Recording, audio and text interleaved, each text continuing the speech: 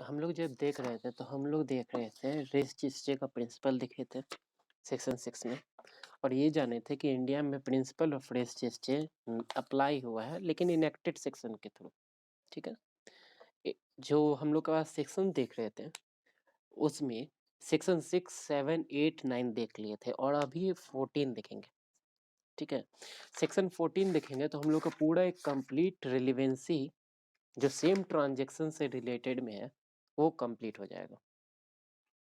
तो ये जो उस प्रिंसिपल का कंटिन्यूटी देख रहे थे हम लोग सेक्शन रेजिस्ट्री प्रिंसिपल का वही चल रहा है। सेक्शन 14 में देखो क्या कहता है। सेक्शन 14 में कहता है the fact showing the existence of state of mind और ऑफ बॉडली फीलिंग। ठीक है। सेक्शन कहता है the fact showing the existence of state of mind such as intention, knowledge, good faith, negligence, rashness, ill will, goodwill toward a particular person, or show some existence of state of mind or bodily feeling. Show some existence of the state of mind or bodily feeling are relevant. When the existence of any such state of mind or bodily feeling is in issue or relevant. ठीक, क्या कह रहा है इसको समझो। Section 14 में किन किन बातों को रेलिवेंट बना रहा है उसको समझो। बोलता है अगर कोई फैक्ट है जो शो कर रहा है एग्जिस्टेंस, किस चीज का एग्जिस्टेंस, किसी स्टेट ऑफ माइंड का। मतलब अगर हम कोई काम कर रहे हैं तो उस टाइम हमारा माइंड का स्टेट क्या था, किस कंडीशन में माइंड था उसको। और दूसरा बात कर रहा है ऑफ बॉडीली और बॉडीली फीलिंग। ठीक, इतना चीज को ये रेलिवेंट बना रहा है। और भी किसको बना रहा है तो कह रहा है fact showing that existence of any state of mind. कोई भी एक ऐसा फैक्ट है जो एग्जिस्टेंस शो कर रहा है स्टेट ऑफ माइंड को, कैसा माइंड का एग्जिस्ट स्टेट को शो कर रहा है। Such as intention, knowledge, good faith, negligence, rashness, ill will, good will. इतना चीज क्या जी शो कर रहा है वो स्टेट ऑफ माइंड। हमारा जिस काम कर रहे थे उस टाइम हमारे माइंड का इंटेंशन क्या था, हमारे माइंड का नॉलेज क्या था, क्या हम जो काम कर रहे थे गुड फेथ में कर रहे थे कि नहीं कर रहे थे, नेग्लिजेंस में कर रहे थे नहीं कर रहे थे, रैशनेस में किए कि नहीं, इल विल में किए कि नहीं, गुड फेथ में किए कि नहीं। इतना चीज जो है वो हमारा मेंटल स्टेट को दिखा रहा है कि उस काम को करते टाइम हम लोग का मेंटल स्टेट क्या था, उस बात को दिखा रहा है। तो कह रहा इन सारे चीज को दिखाने वाला हर एक फैक्ट रेलिवेंट हो जाएगा। इसके बाद और बोला और showing the existence of state of body और bodily feeling are relevant। अगर हम कोई इस बॉडी का कोई स्टेट दिखा रहे हैं कि उस टाइम हम लोग का बॉडी जो था वो किस स्टेट में था या बॉडी में फीलिंग किस स्टेट में था। ठीक है, कोई फीलिंग कर रहे हैं तो फीलिंग किस चीज कैसा फील कर रहे थे, अच्छा फील कर रहे थे, बुरा फील कर रहे थे। ठीक है, तो वो भी शो करना चाहे तो वो भी रेलिवेंट है। लेकिन ये बॉडीली और बॉडली फीलिंग कब रेलिवेंट है, when the existence of any such state of mind। ठीक है, जो स्टेट ऑफ माइंड था या बॉडी या bodily feeling is in issue है या रेलिवेंट फैक्टर। इसके साथ दो एक्सप्लेनेशन है। पहला एक्सप्लेनेशन कह रहा है कि a fact is relevant as shown the existence of a relevant state of mind must show the state of mind exist. कह रहा है कि अगर हम फैक्ट को कोई रेलिवेंट शो करना चाह रहे हैं, ठीक है, और कब शो करना चाह रहे हैं जब वो बता रहा हो किसी एग्जिस्टेंस को। ठीक है, कि रेलिवेंट स्टेट ऑफ माइंड में था कि नहीं था, तो हम उस टाइम स्टेट ऑफ माइंड को शो करेंगे ना, तो वो होगा। लेकिन not generally but in the reference to the particular matter in the question. अगर कोई पर्टिकुलर मैटर जो है क्वेश्चन में, तब वो होगा। इस पे हम लोग आते हैं थोड़ा देर में। पहले एक बार एक्सप्लेनेशन टू भी देख लो क्या है, फिर एक एक करके शो करते हैं हम लोग। explanation to kara but weighed upon a trial of a person of the accused of an offense, the previous commission by the accused an offense is relevant within the meaning of this section। the previous conviction of such person is also relevant fact। अगर किसी person का explanation to करा कि अगर किसी person का trial हो रहा, ठीक है, वो एक्यूज है और उसका ट्रायल चल रहा है, तो अगर वो प्रीवियस कमीशन किया हो सेम ऑफेंस के लिए तो वो भी रिलेवेंट है इस सेक्शन के अंदर के लिए। और प्रीवियस कन्विक्शन भी हुआ है तो वो भी रिलेवेंट है। 2 चीज़ यहाँ क्या-क्या रिलेवेंट बनाया कि हम शो कर रहे हैं कि वो पहले भी ऐसा काम किया है, वो भी रिलेवेंट है। हम शो कर रहे हैं कि इस चीज़ के लिए इसको पहले भी सज़ा हुआ है, वो भी रिलेवेंट है इस सेक्शन के अंदर। देखो न्यायालय के सामने, ठीक है, ये एक क्वेश्चन उठता है कि जब वो कमीशन ऑफ कुछ कर रहा था, कोई ऑफेंस कर रहा था या कुछ भी काम कर रहा था, तो उसका माइंड का स्थिति क्या था? ठीक है? क्योंकि हम बहुत सारा जगह देखे हैं कि मेंटल एलिमेंट प्रेजेंट होना चाहिए तभी वो क्राइम कन्वर्ट होता है, अदरवाइज वो क्राइम में नहीं होता है। जैसे कल ही हम लोग देख रहे थे मर्डर में मर्डर या कल्पेबल होमिसाइड में इंटेंशन होना जरूरी है। अगर हम इंटेंशन ही नहीं शो करेंगे तो उसको तो ना मर्डर होगा ना कल्पेबल होमिसाइड का। हम ये शो कर देंगे कि उसका इंटेंशन ही नहीं था किसी को मारने का, तो ना कल्पेबल है, ना मर्डर, ना होमिसाइड है, ना कल्पेबल होमिसाइड है, ना वो मर्डर है। ठीक है, तो सबसे पहले हम लोग को माइंड का स्थिति शो करने के लिए, ठीक है, अगर हम कोई एविडेंस देना चाहें कि उस जो जो काम कर रहा था उस टाइम उसका मेंटल एलिमेंट क्या था, तो वो रेलिवेंट हो जाएगा। मेंटल एलिमेंट हम किस-किस चीज़ से रिलेटेड दे सकते हैं? कह रहा है कि अगर कोई इंटेंशन आप मेंटल एलिमेंट के साथ शो करना चाहते हैं, आप दे दीजिए। कोई इसी टाइप का नॉलेज आप शो करना चाह रहे हैं, दे दीजिए।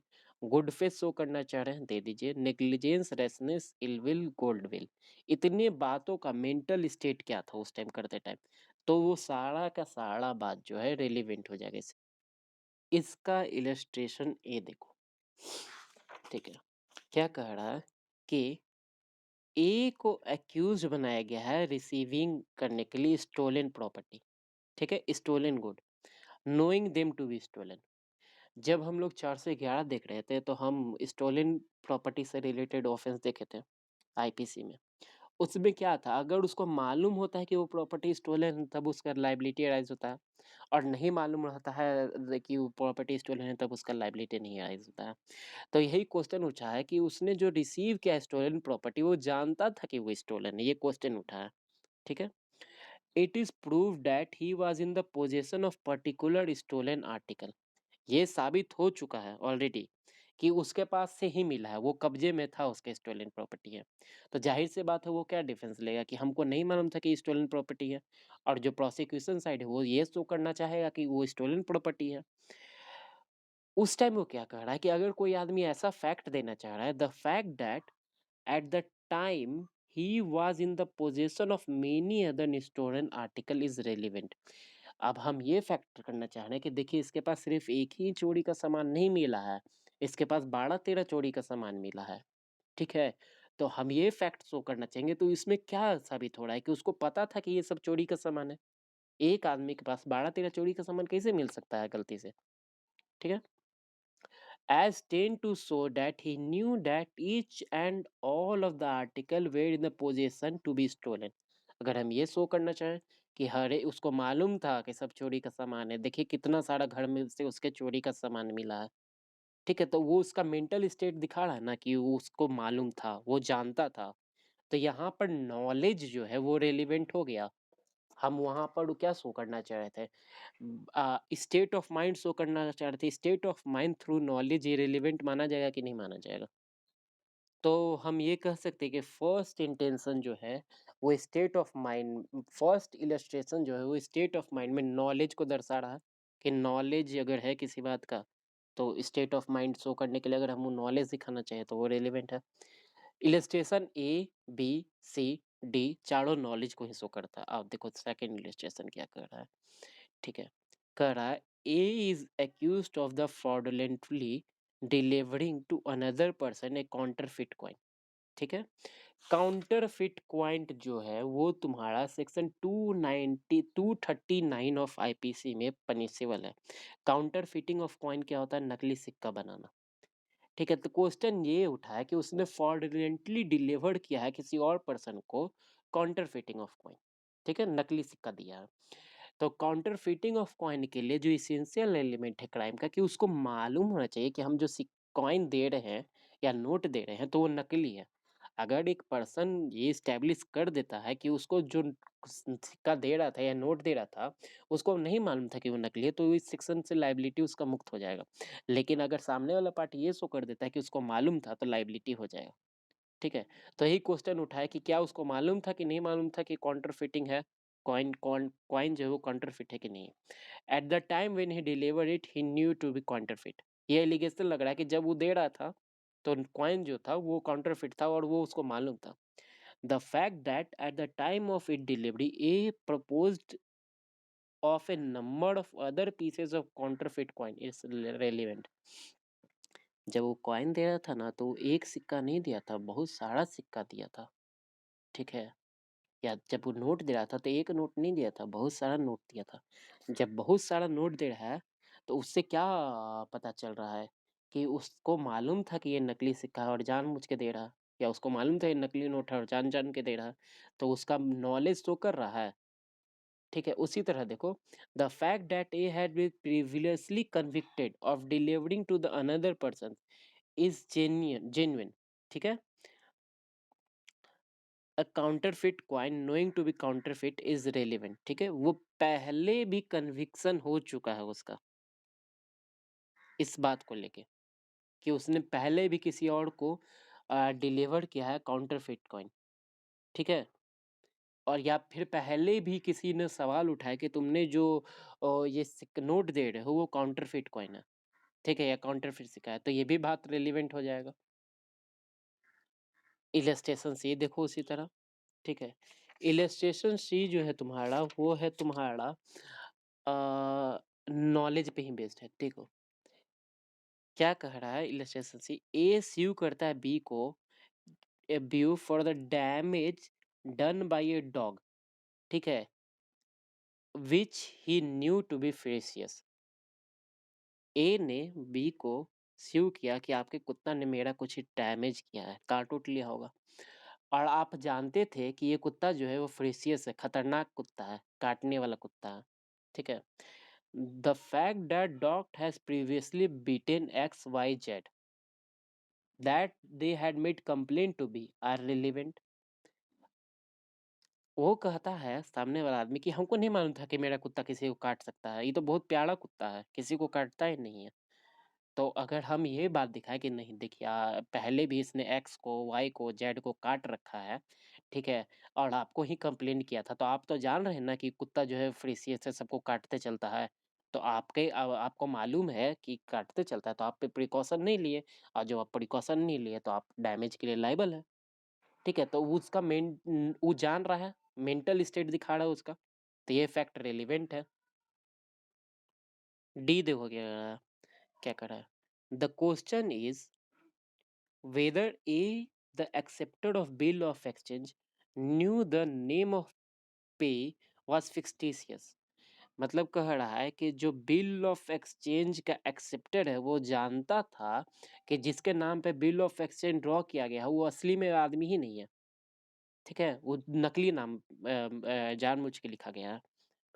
The fact that A has accepted other bill drawn in the same manner before they could have been transmitted to him pay if pay have a real person is relevant।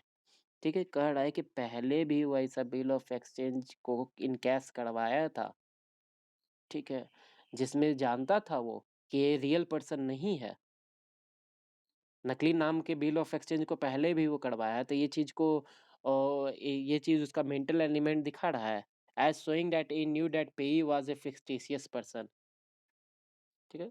Illustration A B C D क्या show कर रहा था, knowledge जो है अगर वो state of mind को दिखा रहा है कि उस टाइम उस पर्सन का स्टेट ऑफ माइंड क्या था, वो नॉलेज के थ्रू दर्शाया जा रहा है किसी पर्टिकुलर पर्सन के टुवार्ड्स, तो उसको हम लोग रिलेवेंट मान लेंगे under section 14। Mental element knowledge relevant हुआ सेक्शन 14 के अंदर। इलस्ट्रेशन नंबर ई जो है वो कहता है कि इंटेंशन कब रेलिवेंट हो जाएगा, ठीक है। इंटेंशन को कैसे आप रेलिवेंट कराएगा, तो इलस्ट्रेशन ई में क्या कह रहा है कि A is accused of defaming B, A ने बी का, ए पे ये एक्यूजिशन है कि उसने बी का डिफेम किया है। कैसे डिफेम किया है, publishing an imputation intention to harm the reputation of B, कुछ ऐसा चीज पब्लिश किया है जिससे बी का रेपुटेशन को हार्म पहुंचाया जाए।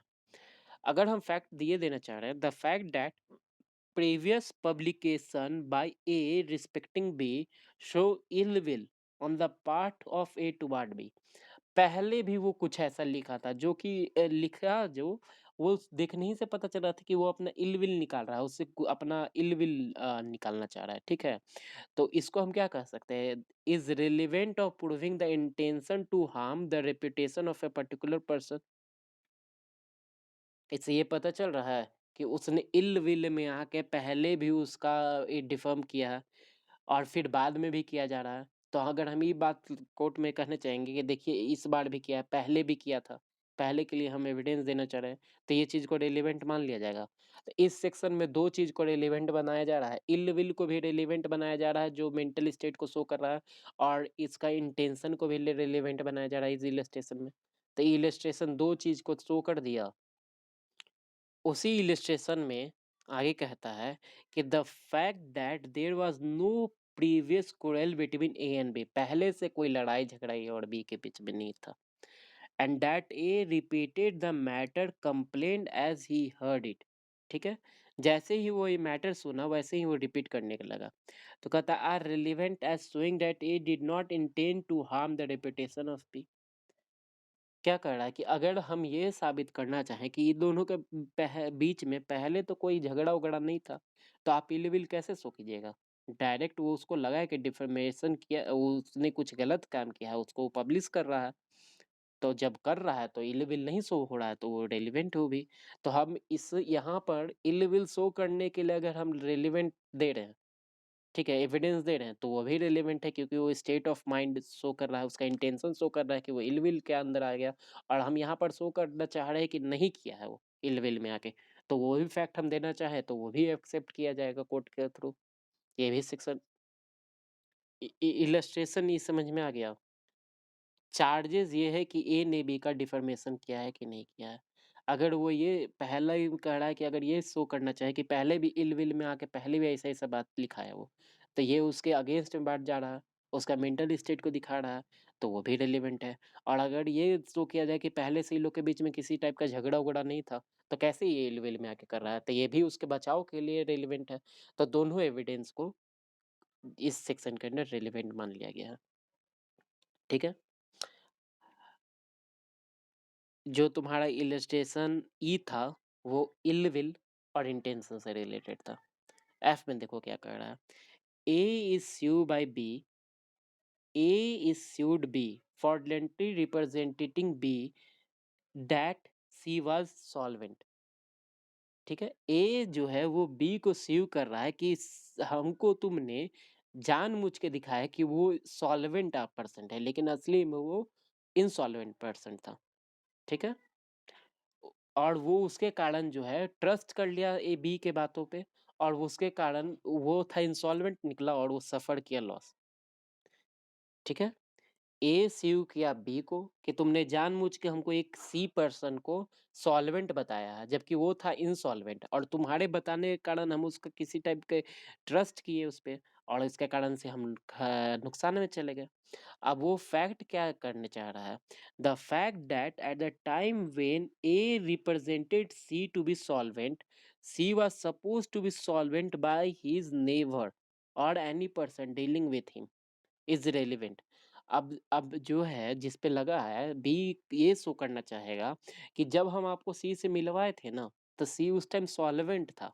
आप हो सकता है कि उसके नेबर से पूछ लीजिए, हो सकता है कि कोई और पर्सन जो उसके साथ किसी टाइप का डील कर रहा है उससे आप पता कर लीजिए। तो हम उस पर्सन को उसके नेबर को लाना चाहेंगे, पड़ोसी को लाना चाहेंगे या फिर जिस पर्सन के साथ वो डीलिंग कर रहा है उस पर्सन को एज ए एविडेंस ला के दिखाना चाहेंगे कि जब हम आपको मिलवाए थे तब तो वो सॉल्वेंट ही था। ठीक है? तो हम जब मिलवाए तो वो आपको गुड फेथ में मिलवाए थे। तो अगर हम गुड फेथ को रिलेवेंट करवाना चाहें तो इस इलस्ट्रेशन के अंदर रिलेवेंट हो गया। इलस्ट्रेशन समझ में आया क्या किया? इस इलस्ट्रेशन में क्या हो रहा है, ठीक है, कि ए ना बी पे ये इल्ज़ाम लगा रहा है कि तुम हमको जिस पर्सन से मिलवाए, उसको तुम बोले कि वो दिवालिया नहीं है। हम ये समझे तुम्हारे बात में हम आ गए, उसके साथ हम किसी टाइप का बिज़नेस किए। अब वो निकला दिवालिया, उसके कारण हमको बिज़नेस में लॉस हुआ और तुम हमको गलत पर्सन से मिला झूठ बोल के, ठीक है? तो जो आदमी पे ये इल्जाम लगाया जा रहा है कि तुमने गलत पर्सन से अपने मिलाया, वो ये एविडेंस प्रूव करना चाह रहा है कि जिस टाइम हम तुमको मिलवाए थे उस टाइम वो दिवालिया नहीं था, सॉल्वेंट पर्सन था। इंसॉल्वेंट पर्सन नहीं था, सॉल्वेंट पर्सन था। ठीक है, तो वो कहता है कि उसके उस रिस्पेक्ट में हम उसके नेवर्स से को लाना चाहते हैं, नेवर्स से आपको पूछवाना चाहते हैं, या फिर कोई एक ऐसा पर्सन जो उसके साथ डीलिंग कर रहा है बिजनेस में वगैरह में। ठीक है, तो अगर मान लो वो पर्सन आगे कहता है कि नहीं उस टाइम जब था तो उस टाइम वो इंसॉल्वेंट नहीं था, दिवालिया नहीं था, और इसको जो आप मिलवाए हैं वो गुड फेथ में मिलवाए हैं, तो उसका लाइबिलिटी खत्म हो जाएगा वहीं पे। अब समझ में आया इलस्ट्रेशन? तो अगर हम ऐसा कोई एविडेंस लाना चाहें, ठीक है, तो वो सेक्शन 14 के अंदर रेलिवेंट हो जाएगा। तो इलस्ट्रेशन एफ जो था वो तुम्हारा गुड फेथ से रिलेटेड था। इलस्ट्रेशन जी देखो क्या कहता है।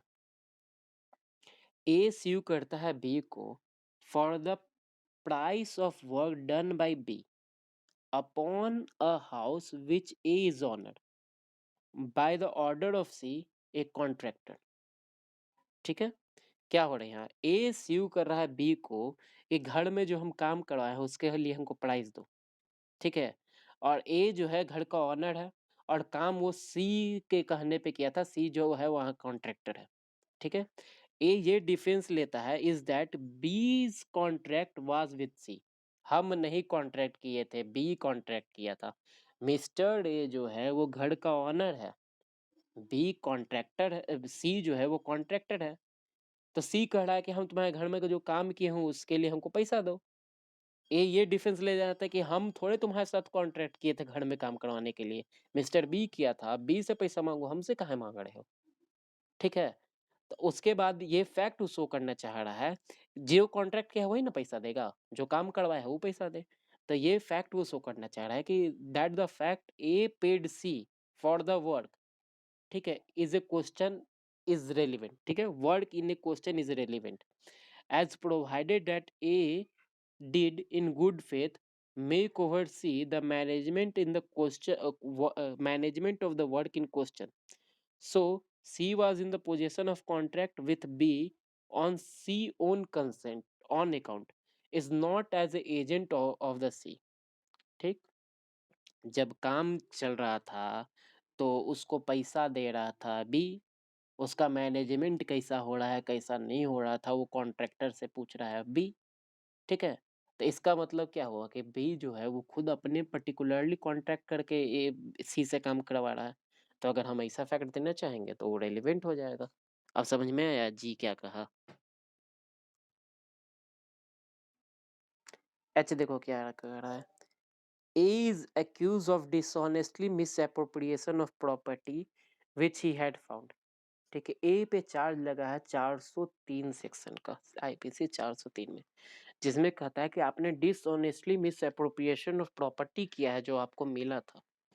ठीक है, अब ये क्वेश्चन उठता उठता है कि वो उसको अप्रोप्रिएट किया।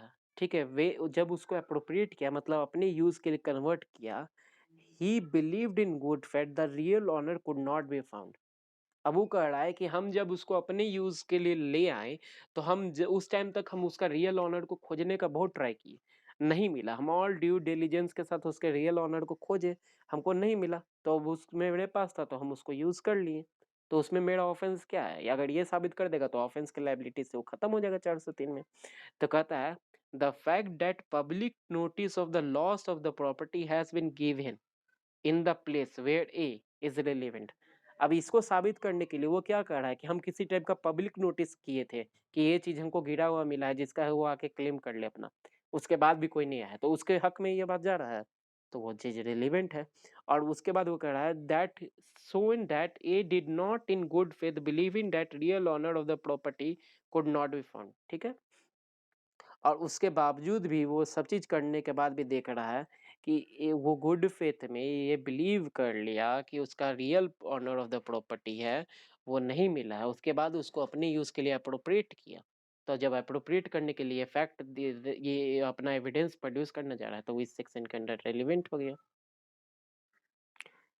That the fact A new, ठीक है, ये फैक्ट निकल के आता है कि ए जानता था, ठीक है, या ए के पास रीजन टू बिलीव था that the notice was given fraudulently by C, who had heard by the loss of the property which to set up a false claim is relevant, ठीक है। As so the fact A knew the notice did not disprove the good faith. अब वो देना चाह रहा है एक notice, ठीक है। एक उसी तरह नेक्स्ट इलस्ट्रेशन जो तुम्हारा है, आई आई तुमको बताता है इंटेंशन से रिलेटेड, ठीक।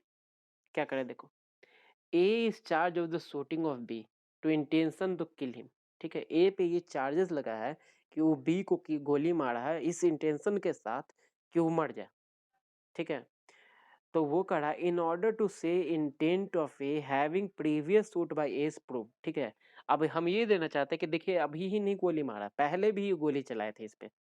तो अगर हम ये एविडेंस देना चाहें तो उसका इंटेंशन को शो किया जा रहा है कि पहले भी चोरी किया, पहले भी गोली चलाया था, बाद में भी गोली चलाया है, तो उसको मारने के लिए लगातार प्रयत्न कर रहा है, ठीक है। तो उसका इंटेंशन शो किया जा रहा है इससे। तो इस चीज का अगर हम एविडेंस देना चाहेंगे तो दे सकते हैं।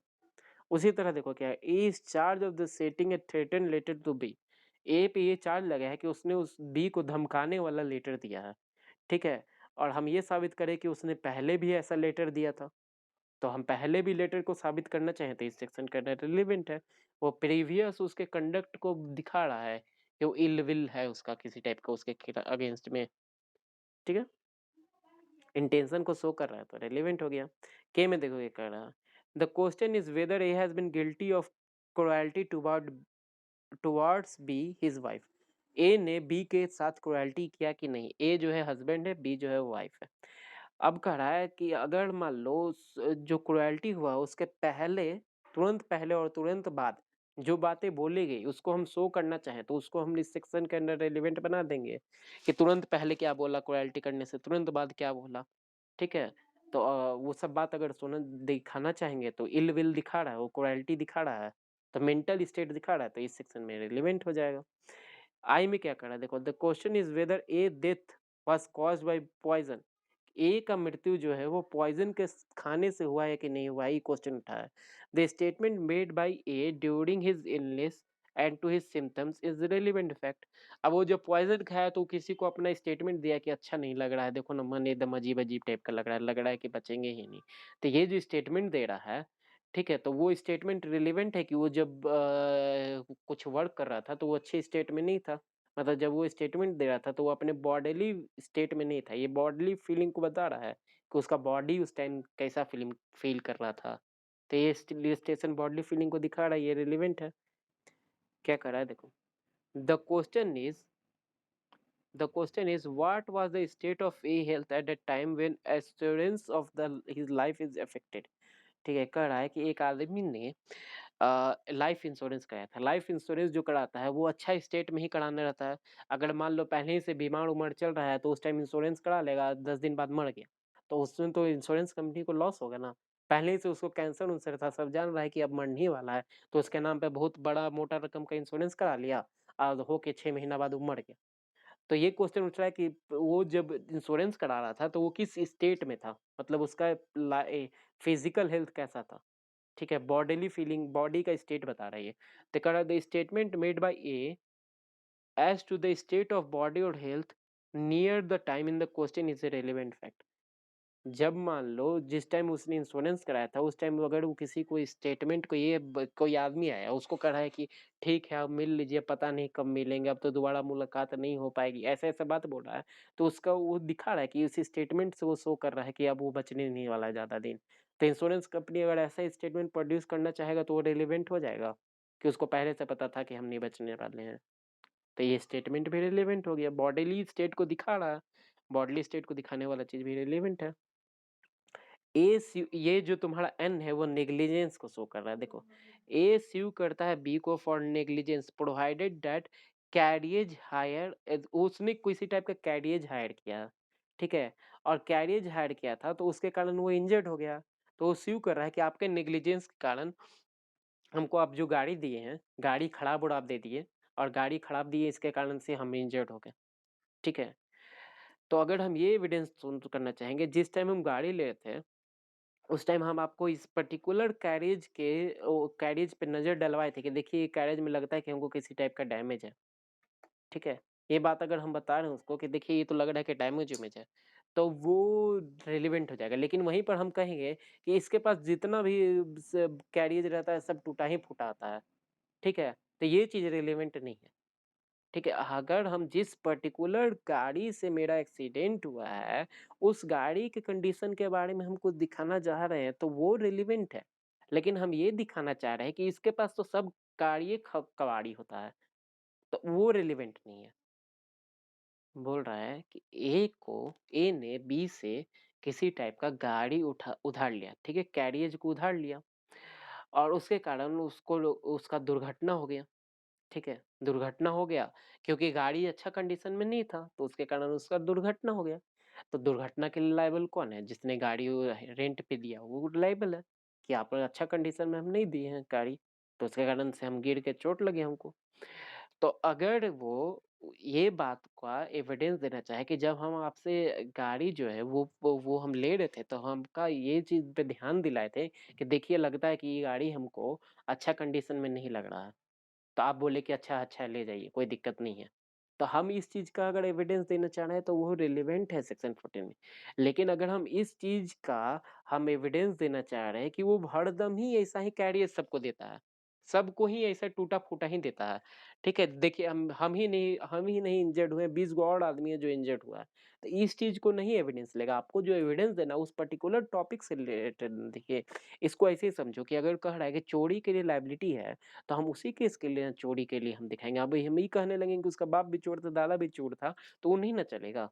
हैबिचुअली नेग्लेक्ट कर रहा है, यहाँ क्वेश्चन ये नहीं ना है कि वो हैबिचुअली नेग्लिजेंस कर रहा है कि नहीं, वो पर्टिकुलर केस में नेग्लिजेंस हुआ कि नहीं, ये क्वेश्चन है। अब इलस्ट्रेशन क्लियर हुआ है? देखो उसके बाद क्या कर रहा है कि जो है अगला स्टेशन खड़ा, A tried for the murder of B intentionally shooting him dead. ठीक है, ए जो है वो ट्राइड किया था बी को मार डालने का, इंटेंशनली शूट करने का। ठीक है, तो कह रहा है कि the fact that A on the other occasion shoot B is relevant. ठीक है, पहले भी उसको मारा था, ये चीज है, तो वो चीज अगर हम शो करना चाहे तो वो रेलिवेंट है। इतना समझ में आया? और ये कह रहा है कि the fact that A is a habit of shooting people with intent to murder is relevant. अब इस ये हम शो करना चाहें कि ये तो हर किसी को ही गोली मारते रहता है, जो मिलता है गोली मार देता है, तो ये कोई मतलब हुआ? ये आप थोड़ी शो कीजिएगा। जिस आदमी को गोली लगाया अगर हम ये साबित करना चाहें कि वो पहले भी इस आदमी को गोली मारा है, ठीक है, तो वो रिलेवेंट है। लेकिन हम ये शो करते रहेंगे कि सब किसी को गोली मारते रहता है, इसलिए इसका इंटेंशन था इसको मारने के लिए, इस बात को वो नहीं ना शो कर रहा है। हो सकता है कि ये बात को वो सीरियल शूटर है ऐसा करके ये चीज है तो वो वहां पर रिलेवेंट हो जाएगा, लेकिन इस क्वेश्चन में वो चीज रिलेवेंट नहीं हो रहा। अब ठीक, चलो लास्ट इलस्ट्रेशन देखो क्या करा है। पी को ट्रायल किया जा रहा है, ठीक है, P is tried for a crime. The fact that he said something indicating the intention to commit a particular crime is relevant। क्या जो क्राइम कर रहा था तो क्राइम करते टाइम उसने किसी को कोई बात बोला, ठीक है, उस पर्टिकुलर क्राइम से रिलेटेड, तो वो हम शो करना चाहेंगे तो वो रिलेवेंट है। ठीक है, the fact that he said something indicated the general disposition to commit a crime. ठीक है, in the case is relevant. Irrelevant क्या कर रहा है देखो, ए पे ये एलिगेशन है कि वो जो है हरदम उसने बी के घर में चोरी किया। ठीक है, ए पे ये एलिगेशन है कि उसने बी के घर में चोरी किया। बी के घर में चोरी करने से पहले उसने किसी को बताया हो कि हम जा रहे हैं आज इसके घर में चोरी करते ही, बड़ा मालदार पार्टी लगता है, तो ये बात रिलेवेंट हो जाएगा। लेकिन वो किसी को ये बैठ के बता रहा है कि भाई जानते हो हम 15 घर में चोरी किए हैं, हम चोरी करने में एक्सपर्ट है, तो ये बात को उससे रिलेट नहीं ना कर सकते हैं। ठीक है, तो वो बात अलग है। इसका जो पहला पार्ट था वो बोल रहा था मेंटल एलिमेंट। ठीक है, कोई मेंटल एलिमेंट क्या है आपका क्राइम करते टाइम, ठीक है, मेंटल एलिमेंट जो है वो आपका लाइबिलिटी डिसाइड कर सकता है। ठीक है,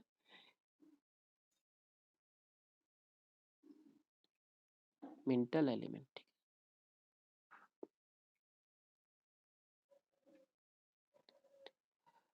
हम लोग ये देखते आ रहे हैं आईपीसी में अभी तक जितना भी पढ़े हैं कि मेंटल एलिमेंट जो है वो डिसाइड करता है लाइबिलिटी बहुत बड़ा। ठीक है, मेंटल एलिमेंट हुआ तो आप लाइबल हैं, मेंटल एलिमेंट नहीं हुआ तो आप लायबल नहीं है। जैसे कि तुम्हारा एक एग्ज़ाम्पल है, तुम्हारा 411 आईपीसी जो है वो डील करता है स्टोलन प्रॉपर्टी से रिलेटेड। कहता है ना कि अगर आप जानते हैं कि ये प्रॉपर्टी स्टोलन है और उसके बाद उसका खरीद कर रहे हैं या बेच रहे हैं, ठीक है? तो आप लायबल हो जाएँगे स्टोलन प्रॉपर्टी के लिए। लेकिन अगर आप नहीं जान रहे हैं तो वो आप लायबल नहीं होंगे। तो आखिर कैसे साबित होगा कि आप जानते हैं या नहीं जानते हैं? तो उसको साबित करने के लिए अगर हम ये एविडेंस देखें, देखिए इसके पास सिर्फ़ एक ही स्टोलन प्रॉपर्टी नहीं मिला है, ठीक है? इसके पास 10 और ऐसा स्टोलन प्रॉपर्टी मिला है।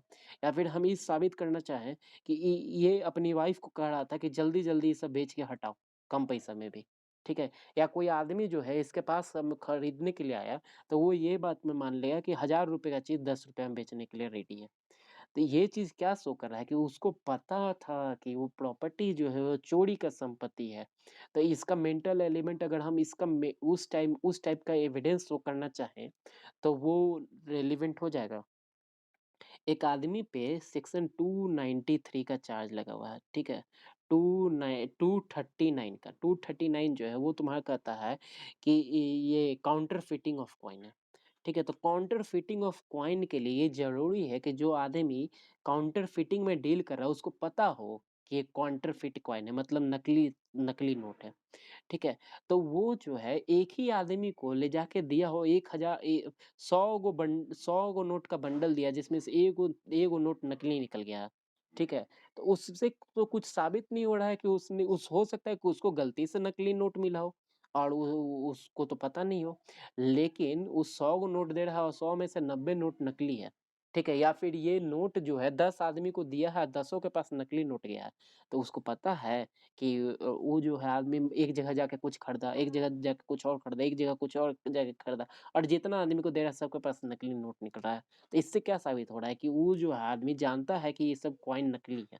तब ना वो 10 जगह देते चल रहा है और 10 जगह ही नकली नोट निकल रहा है। अगर वो हैबिचुअली नहीं रहेगा तो उसको कैसे पता चलेगा? वो एक 1-2 जगह ज़्यादा से ज़्यादा निकलेगा नकली नोट। नकली नोट तो हर जगह नहीं ना निकलते रहेगा। ठीक है, अगर मान लो क्वेश्चन ये उठता है कि कोई आदमी के पास हम जो है जानवर जो रखे हैं वो खूंखार जानवर है, ठीक है? खूंखार जानवर है और ये जानता था कि ये खूंखार जानवर है और उसको जितना ड्यू केयर एंड कॉशन उस जानवर को रखने में पालने में रखना चाहिए था, ठीक है? उसने नहीं रखा, ठीक है? तो ये हम शो करें कि देखिए हम ही को सिर्फ़ ये जो है बुलडॉग जो है वो हमको ही नहीं काटा, पहले भी 3 आदमी को काटे हुए था। ठीक है? ये कहता है कि हमको मालूम ही नहीं था कि ये जानवर जो है वो खूंखार है, ठीक है? और ये बेचारा कह रहा है कि ये कह रहा है कि हम 3 आदमी को और लाके खड़ा कर देंगे जो पहले भी काटा था, इस आदमी तीनों आदमी को और पहले भी उस आदमी से कंप्लेन किया था। तो इसको ये साबित कर रहा है कि उसको मालूम था, तो मालूम था जैसे ही साबित हुआ उसका लायबिलिटी अराइज़ हो गया।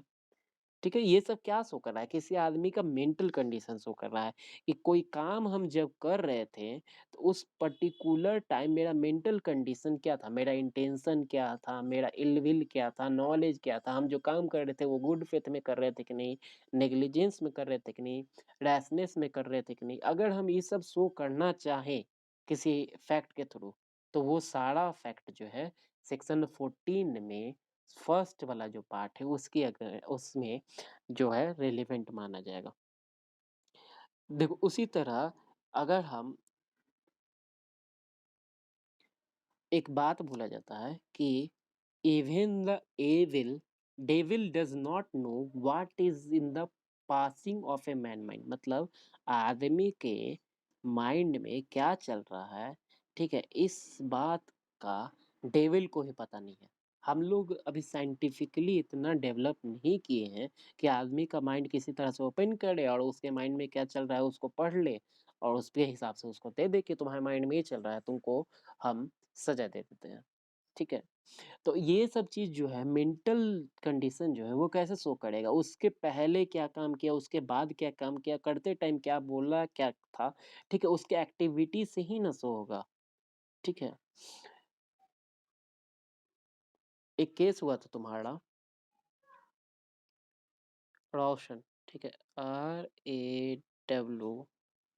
RAWSON, ठीक है? रोशन वर्सेस HAIGH, ठीक है, ये है तुम्हारा 18, अच्छा भाग गया, 1824 का केस है। ठीक, 1824 का केस है। इस केस में क्या हुआ ना कि ये क्वेश्चन उठा था कि जो कर्जदार है वो अपने लेनदार जिससे उसने कर्जा लिया उसको डिफॉल्ट करने के पर्पस से जो जगह था ना वो देश छोड़ के भाग गया, ये क्वेश्चन था। ठीक है, तो अगर हम ये एविडेंस शो करना चाहें कि वो इंटेंशनली छोड़ के भागा है, उसके बाद वो विदेश जाके लेटर लिख रहा है कुछ ऐसा, ठीक है, कि हम जो है हम अब नहीं आने वाले हैं, ठीक है, या भूल जाओ पैसा, ऐसा लेटर लिख रहा है, ठीक है, तो वो लेटर जो रहेगा वो एडमिसिबल हो जाएगा कि उसका स्टेट ऑफ माइंड है और वो इंटेंशनली छोड़ के भागा है।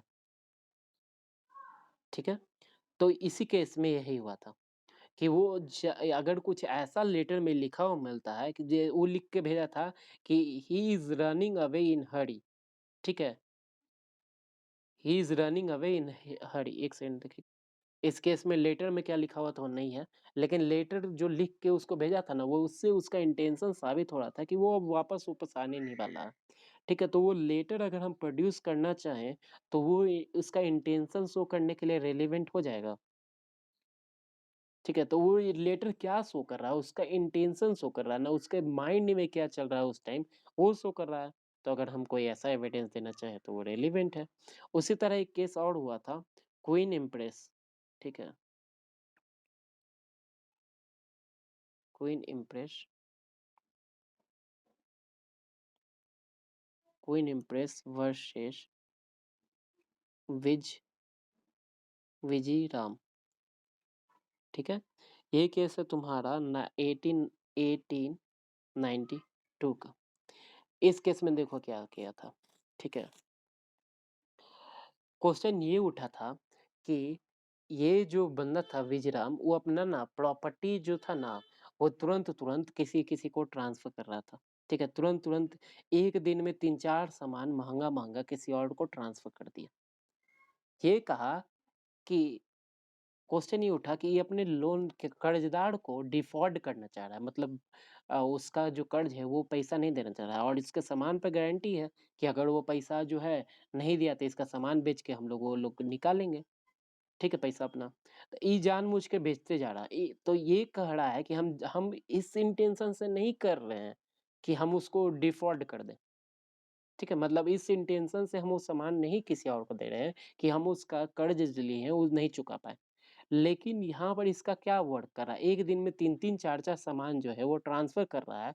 तो ये हिल्ड किया गया कि नहीं नहीं इसका इंटेंशन तो वही है, इसका एक्टिविटी से साफ पता चला है कि अब वो लेनदार को डिफॉल्ट करने वाला है, मतलब वो लेनदार को डिफॉल्ट कर्ज नहीं वापस करने वाला है।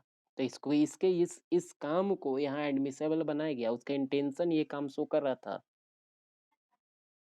पहला इंपॉर्टेंट केस है वो है एवशन, AVESON, एवशन वर्सेस KINNAIRD। ठीक है, केनार्डी, ये है तुम्हारा केस लॉ 1805 का, यहाँ का केस है। ठीक है, इस केस में क्या हुआ था कि प्लेंटिफ जो था वो अपने वाइफ के नाम पे तुम बहुत मोटा लाइफ इंश्योरेंस कराया था, बहुत पैसा का ज्यादा अमाउंट का लाइफ इंश्योरेंस कराया था। ठीक है, कुछ टाइम बाद उसकी वाइफ डेथ कर गई। जो इंश्योरेंस कंपनी था वो ये क्लेम किया कि जो आदमी इंश्योरेंस करा रहा है वो जान रहा था कि इसका जो हेल्थ कंडीशन है वो ठीक नहीं है और वो जानबूझ के ऐसा इंश्योरेंस कराया कि उसको मालूम था कि कल को होकर मरेगी, तो ये जानबूझ के इंश्योरेंस कराया। अगर ये साबित कर देगा तो इंश्योरेंस कंपनी को पैसा नहीं देना पड़ेगा। ठीक है, तो एक स्टेटमेंट इंश्योरेंस कंपनी के थ्रू ये लाया गया, एक एविडेंस लाया गया जिसमें जो वो विमेन थी ना वो किसी अपने गेस्ट को बोल रही थी कि अब तो मिल लिया, अब शायद दोबारा मुलाकात नहीं हो पाएगा। तो ये बात जब वो बोल रही है तो ये इससे क्या पता चल रहा है कि उसको मालूम है कि मेरा मेंटल हेल्थ कंडीशन, मतलब मेरा हेल्थ बॉडी का हेल्थ कंडीशन कैसा है, कि अब मिल लीजिए, अब आखिरी बार मिल रहे हैं, अब दोबारा मुलाकात नहीं होगा। तो उसको मालूम है ना कि आज नहीं तो कल वो मरने वाली है। ये इसका स्टेटमेंट क्या शो कर रहा है कि वो बहुत बैड हेल्थ कंडीशन में है, इतना बैड कंडीशन में कि वो खुद जान रही है कल को होके वो बचेगी नहीं। तो इंश्योरेंस कंपनी जो था वो लाइफ इंश्योरेंस का पैसा देने से बच गया। ये केस था तुम्हारा आर वर्सेस कोल्स्टर, ठीक है, गोस्टी, ठीक है। इस केस को रीअफ्रेम किया गया था, इसी केस को रीअफ्रेम किया गया था तुम्हारा एक केस में, आर वर्सेस थॉमसन में, आर वर्सेस थॉमसन में।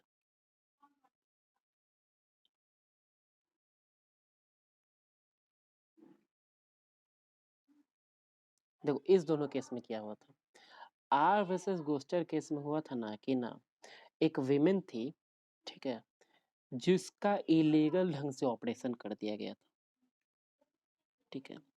और इलीगल ढंग से जब ऑपरेशन किया गया था तो उस टाइम ये जो विमेन थी, ऑपरेशन से 1 सप्ताह पहले ये बोली थी कि हम जो बच्चा है, मतलब पेट में बच्चा उच्चा था, तो कही थी कि हम ये बच्चा को नहीं रखना चाहते हैं, हम जा रहे हैं, हम इसका ऑपरेशन करवा देंगे, ठीक है। तो जब ये ऑपरेशन करवा दी तो उस टाइम जो है ना, और आज फिर 1 सप्ताह बाद पता चला कि इसका ऑपरेशन हो गया, ऑपरेशन के दौरान इसका मृत्यु हो गया, ठीक है। तो इसका हस्बैंड इस चीज़ को, उस स्टेटमेंट को प्रूव करना चाहा कि वो अपने मर्जी से ऑपरेशन करवाई है, हम उसका ऑपरेशन नहीं करवाए थे, ठीक है। कोर्ट ने इसके इस बात को नकार दिया, ठीक है। जो तुम्हारे जज जज थे इसके, इसमें उस चार्ल्स नाम था इनका, CHARLES, चार्ल्स ने इसके इस जजमेंट को नकार दिया, ठीक है। कहा कि जब स्टेटमेंट दिया जा रहा है, ठीक है, तो स्टेटमेंट जो है वो सिर्फ बॉडीली फीलिंग को दर्शाने के लिए दिया जा रहा हो तभी वो स्टेटमेंट एडमिसेबल है। उसके अलावा अगर किसी और चीज को दर्शाने के लिए दिया जा रहा हो तो इस सेक्शन में वो चीज जो है वो रेलिवेंट नहीं है, ठीक। कैसे कह रहा है कि एक आदमी अगर सपोज दैट कहता है, इसको समझाते हुए जो जस्टिस था वो कहता है कि एक आदमी अगर मान लो कि वो, मान लो उसको जहर दिया गया, ठीक है, तो उस टाइम वो इफेक्ट में, जहर के इफेक्ट में जो कह रहा है कि हमको पेट दुख रहा है, हमको लग रहा है अच्छा नहीं लग रहा है, ठीक है, तो ये सब चीज अगर बोल रहा है तो वो चीज उसके बॉडीली स्टेट को दिखा रहा है कि अब वो उसको ऐसा ऐसा फील हो रहा है, उसका बॉडी का स्टेट क्या है, तब जाके वो रेलिवेंट है। लेकिन अगर 1 सप्ताह पहले वो कह रहा है कि हमको अब जिंदा नहीं रहना चाहते, हम मर जाना चाहते हैं, और उसके बाद वो 1 सप्ताह बाद पता चलता है कि वो जहर खा के मर गया, वो स्टेटमेंट को इस सेक्शन के अंदर तो हम रेलेवेंट नहीं मानेंगे, ठीक है। डिस्टिंक्शन समझ में आ रहा है, इस सेक्शन में सिर्फ वही स्टेटमेंट रेलेवेंट है जो उस पर्टिकुलर टाइम में बॉडीली फीलिंग कैसा था वो दर्शा रहा है, तभी इस सेक्शन में वो स्टेटमेंट। एक्सप्लेनेशन टू क्या कर रहा है, ठीक है, पहले एक्सप्लेनेशन 1 समझो क्या कर रहा है, ठीक है। ए फैक्ट इज रेलिवेंट, ठीक है, कोई फैक्ट तभी तक रेलिवेंट है, ठीक है, as so the existence of relevant state of mind must show the state of mind exist only, not generally, but in the reference of particular matter in the question. हम जो है किसी state of mind को show कर रहे हैं, तो उसके उस स्टेट ऑफ माइंड को शो करने के दौरान हम ये एविडेंस देना चाह रहे हैं कि उसने क्या किया क्या नहीं किया, तो हम सिर्फ उसी तक लिमिट रहेंगे, उसके पहले क्या किया बाद क्या किया उसको नहीं हम ले सकते हैं, ठीक है। हम ये शो करना चाह रहे हैं कि उस आदमी का मेंटल कंडीशन ठीक नहीं था, तो उस मेंटल कंडीशन ठीक नहीं था तो उस दौरान उसने क्या क्या किया उसी को हम ले सकते हैं, बाद में का नहीं ले सकते, इसको ऐसे इलस्ट्रेशन समझो क्या कहता है। ए स्यू कर रहा है बी को, ठीक है, किस बात के लिए स्यू कर रहा है, ए जो है वो बी को किस बात के लिए स्यू कर रहा है कि उसने नेग्लिजेंस किया है प्रोवाइड करने में, ठीक है, कि कैरियर जो उसने हायर किया था वो रीजनेबली फिट नहीं था। क्वेश्चन ये उठाया। हाँ, अगर दूसरा क्वेश्चन उठता तो वो हो जाता। लेकिन यहाँ पर क्या है, सिर्फ क्वेश्चन उठ रहा है कि जो कैरियर्स दिया है वही रीजनेबल, वही जो था उसने रीजनेबल जो प्रिकॉशन पकड़ वो उठाना चाहिए था उसने नहीं उठाया, नेग्लिजेंस में दिया है। ठीक है, जिसके कारण से ए जो है वो इंजर्ड हुआ है। तो यहाँ पर अगर ये एविडेंस दिया जाए कि the fact that B attention was drawn on other occasion that defect in the particular carrier is relevant. ठीक है, वहाँ पर क्वेश्चन से रिलेटेड जो है ये एक्सप्लेनेशन में क्या कर रहा है कि सिर्फ हम उसी क्वेश्चन से रिलेटेड का ही एविडेंस ले सकते हैं इस सेक्शन के अंदर। ठीक है, रेफरेंस ड्रॉ कर रहा है वो पर्टिकुलर मैटर इन क्वेश्चन से, उसी का हम रिलेवेंट करेंगे। क्वेश्चन ये उठाता है कि उसने जो कैरियर्स दिया है उसमें किसी टाइप का डिफेक्ट था क्या नहीं था, तो वो नेग्लिजेंस को करा है, लेकिन वो दूसरा चीज को तो नहीं करवा सकता है ना। अब समझ में आया इसका। ये केस तुम्हारा रेग वर्सेस PRABHU दास, रेग वर्सेस प्रभुदास का केस है। ठीक है, ये केस है तुम्हारा 1874 का। इस केस में क्या कर रहा है देखो, एक आदमी को ये फॉर्जरी करते पकड़ा गया प्रॉमिसरी नोट के रिगार्डिंग। ठीक है, जब पकड़ा गया, ठीक है, तो उसको ढेर सारे और डॉक्यूमेंट के साथ पकड़ा गया था जो कि फॉर्जरी करने में यूज किया जा रहा है। ठीक है, तो ये जो ढेर सारा और डॉक्यूमेंट के साथ उसको पकड़ा गया, उस डॉक्यूमेंट को जब दिया गया कि देखिए जब हम पकड़े हैं इसको, उसके पास 10 और ऐसा डॉक्यूमेंट मिला है जिसके थ्रू ये फॉर्जरी कर सकता था। ठीक है, कोर्ट का नहीं, इसका आप मैट इस एविडेंस को आप क्यों दे रहे हैं आप? उसका कैरेक्टर आप बता रहे हैं, कैरेक्टर मत बताइए कि वो फॉर्जरी करता है। आप हमको बताइए कि इस पर्टिकुलरली मैटर में ए ने बी को जब फॉर्ज किया, ठीक है, फॉर्जरी करके किसी बिल ऑफ एक्सचेंज पे या प्रोमिसरी नोट दिया, उससे रिलेटेड आपके पास क्या एविडेंस है आप वो दीजिए। ये क्या करता है क्या नहीं करता है वो मत दीजिए आप। इसी तरह एक और इलस्ट्रेशन दे रहे हैं, उससे बहुत अच्छा से समझ में आ जाएगा अगर थोड़ा सा भी कंफ्यूजन है। देखो, एम्परेयर, ये केस है तुम्हारा एम्परर वर्सेस हाजी। ठीक है, हाजी शेर मोहब्बत।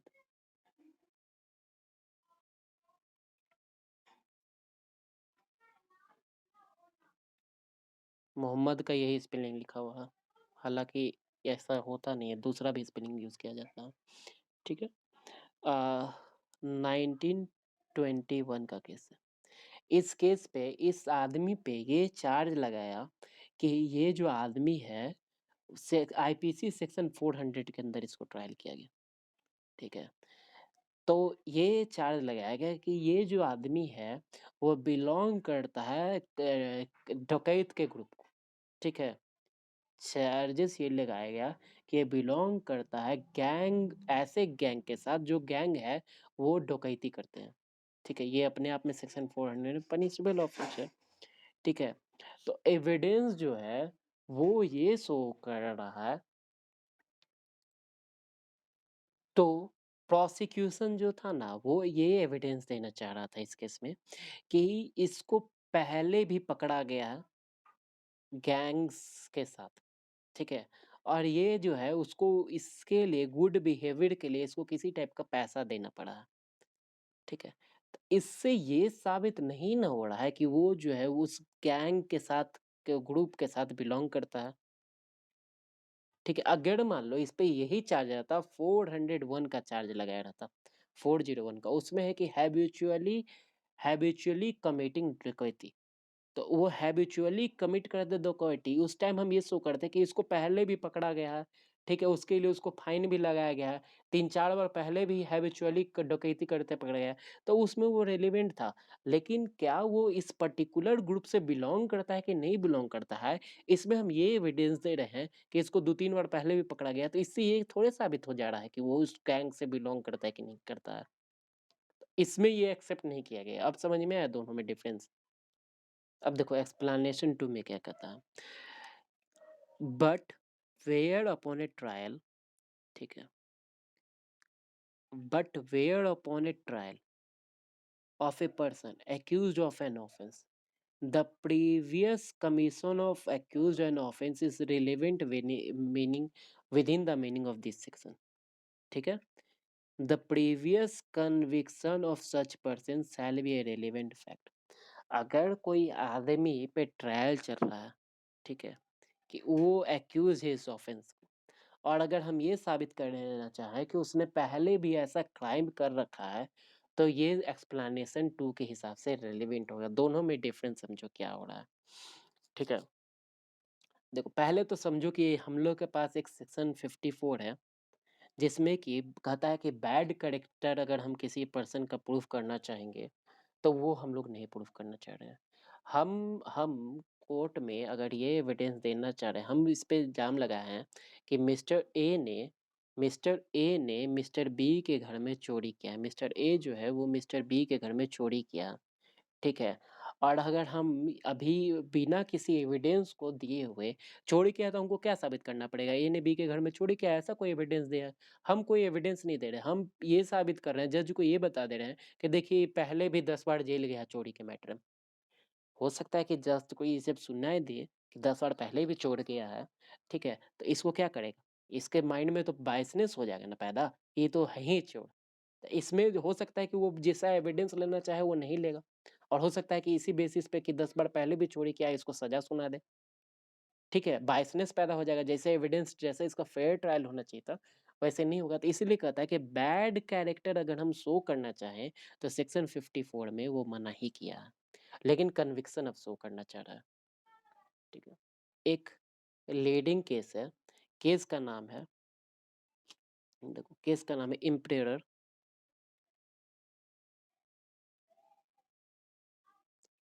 इम्पेरर वर्सेस एल कोमी वाई। ठीक है, एल्कोमिया हुसैन।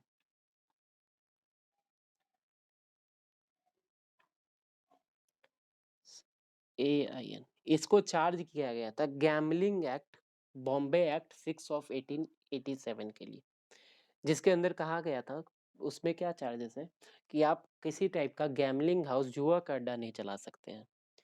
पुलिस लोग पहुंचा था इस पर्सन को गिरफ्तार करने। जब गिरफ्तार करने गया पुलिस लोग, तो इसको 10 आदमी के साथ पकड़ा गया एक रूम में, ठीक है, जहां पर ताश का पत्ता उत्ता बिखरा हुआ था और पैसा वैसा रखा हुआ था, ठीक है। लेकिन जब पुलिस पहुंचा था तो कोई गैम्बलिंग कर नहीं रहा था, मतलब खेल नहीं रहा था, ताश का पत्ता उत्ता रखा हुआ था और ये सब था।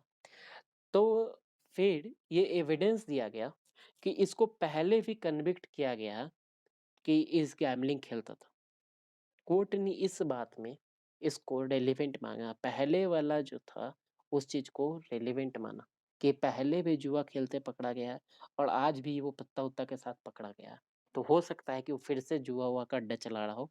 इस बात को रेलिवेंट मांगा, कहा कि ये सेक्शन 5, 11, 14 और 54 को एक साथ देखेंगे, 54 नहीं, 54 को एक साथ देखेंगे तो ऑल टुगेदर मिला के ये कंक्लूजन निकल जाएगा कि इस आदमी जो है वो हैबिचुअली ऑफेंडर है जुआ का अड्डा चलाने के लिए। ठीक है, अदरवाइज देखो, अदरवाइज रूल ये है कि अगर मान लो कोई पर्सन प्रीवियसली कन्विक्ट हुआ है, ठीक है, एक आदमी प्रीवियसली कन्विक्ट है चोरी के लिए, ठीक है, मिस्टर ए जो है, ठीक है, मिस्टर ए जो है वो चोरी के लिए 3 साल सजा काट चुका है कोर्ट ऑफ लॉ में। फिर से ये जाता है, इस पे फिर से ट्रायल लगता है कि इसने चोरी किया, ठीक है, चार्जेस ये लगा हुआ है, एक बार पहले सजा काट चुका है, चार्जेस ये लिखा हुआ है। तो इस बात को हम जब तक मेंशन नहीं कर सकते हैं, कब तक मेंशन नहीं कर सकते हैं? जब तक कि इसका दोष सिद्ध ना हो जाए। प्रीवियस कन्विक्शन को हम लोग तब तक नहीं मेंशन कर सकते हैं जब तक कि इसका दोष सिद्ध ना हो जाए, क्योंकि अगर हम इसको जज को अगर हम बता दें कि पहले भी 2 बार जेल जा चुका है चोरी के मामले में, तो जज तो है वो बायसनेस हो जाएगा। तो कहता है अभी आप एविडेंस मत दीजिए इसके मैटर में रिलेटेड, रेलेवेंट है लेकिन मत दीजिए अभी तक। जब जज इस मैटर में ये कंक्लूजन पे पहुँच जाएगा कि ए ने चोरी किया है, तब जाके आप उसका प्रीवियस हिस्ट्री सीटर निकालिए कि देखिए पहले भी चोर गया है। तो उस केस में जज जो है उसको एनहांस पनिशमेंट देगा, बढ़ा हुआ सज़ा देगा। अदरवाइज़ अब जब तक कि जज ये कंक्लूज़न पे नहीं पहुँच रहा है कि वो किसने उस ऑफ़ेंस को कमिट किया कि नहीं, तब तक आप प्रीवियस कन्विक्शन का चर्चा ही मत कीजिए। प्रोसीजरल ये है सीआरपीसी के अराउंड। अब क्लियर हो गया?